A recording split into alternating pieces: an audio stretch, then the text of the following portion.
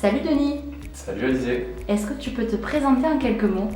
je m'appelle Denis Moulin, je suis ruthénois, j'ai créé DM Studio il y a maintenant 3 ans. Parle-moi de DM Studio.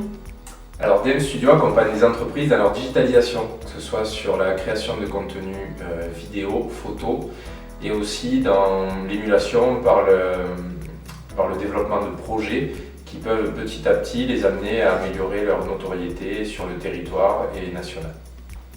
Comment gères-tu ta vie pro et ta vie perso? C'est très compliqué et mes proches le savent. Pourquoi? Parce que dans un métier créatif comme le mien, il n'y a pas vraiment de passerelle entre le pro et le perso.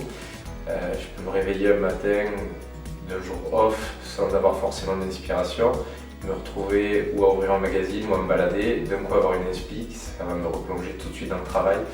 Donc c'est assez compliqué de ménager l'un et l'autre. As-tu une anecdote ou un souvenir à me raconter depuis que tu as lancé DM Studio? Un souvenir, oui,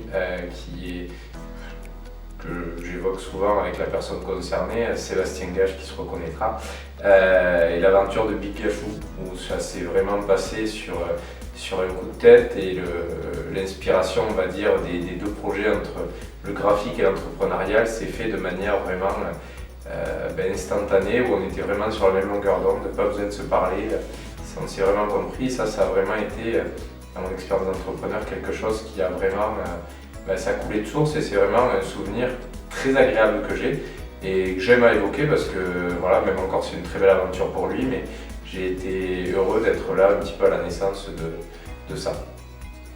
Où est-ce que tu te vois dans 5 ans? Dans 5 ans, je me vois en Aveyron. J'aurais pu dire dans les îles comme des copains qui sont dans l'apéritif, mais l'Aveyron c'est déjà très très bien. Pourquoi pas place d'Armes en train de siroter, non pas un petit cocktail, mais un bon verre de vin de Marcillac et de savourer ce qui s'est passé et de parler de ce qui va venir.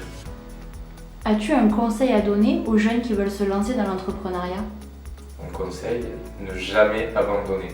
Au pire, vous vous casserez la gueule, mais comme quand on est petit, on se relève et on continue de marcher, d'avancer, voilà, jamais abandonner.